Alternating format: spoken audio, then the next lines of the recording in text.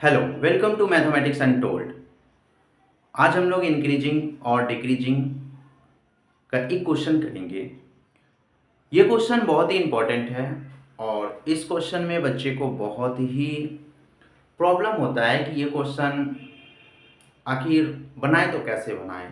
बच्चे डेरिवेटिव भी कर लेते हैं। इंक्रीजिंग डिक्रीजिंग में आपको क्वेश्चन को आप लोग क्या करते हैं, जब क्वेश्चन आता है एग्जाम में डेरिवेटिव भी कर लेते हैं और बता नहीं पाते हैं। ये जेई मेन का क्वेश्चन है, ठीक है। अब बता नहीं पाते हैं कि ये फंक्शन इंक्रीजिंग होगा या फिर डिक्रीजिंग होगा। तो इंक्रीजिंग और डिक्रीजिंग फंक्शन को करने के लिए सबसे पहले तो आपको डेरिवेटिव करना पड़ता है।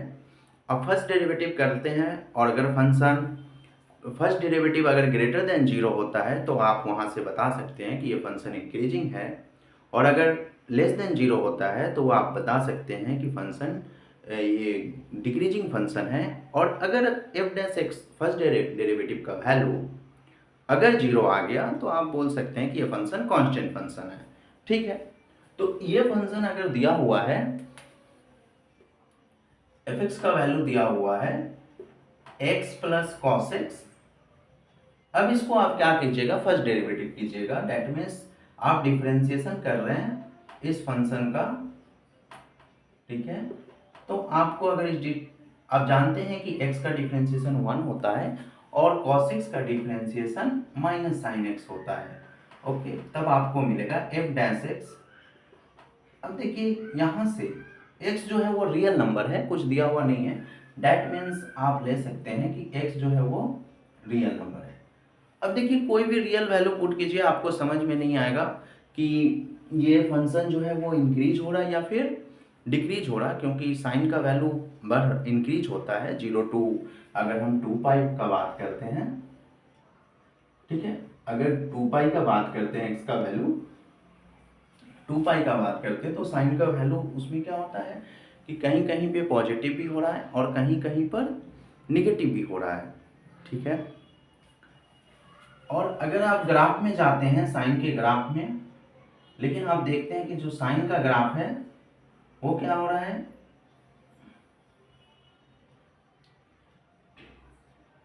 जीरो से लेकर साइन के ग्राफ को अगर देखिएगा तो उसका जो रेंज आप देख रहे हैं, तो साइन का जो रेंज है वो आपका -1 to 1 के बीच में लाई करता है, ठीक है।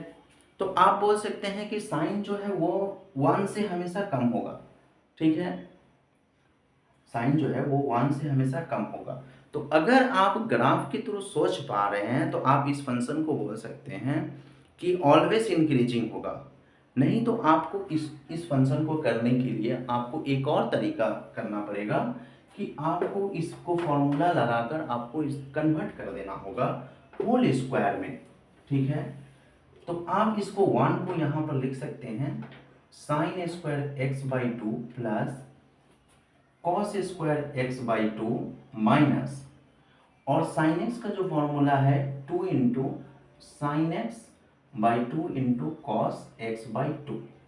ये या तो आप ये फॉर्मूला अप्लाई कर सकते हैं, इक्वल टू आप अब इसको लिख सकते हैं sine x by 2 minus cos x by 2, okay. देखिए ये जब आ गया sine x minus cos x का होल स्क्वायर, अब यहाँ पे कोई भी वैल्यू पुट कीजिए, ठीक है। एक्स का कोई भी वैल्यू अगर आप लेते हैं, एक्स का कोई भी वैल्यू आप लेते हैं, अगर वो रियल नंबर ही क्यों ना हो, ठीक है।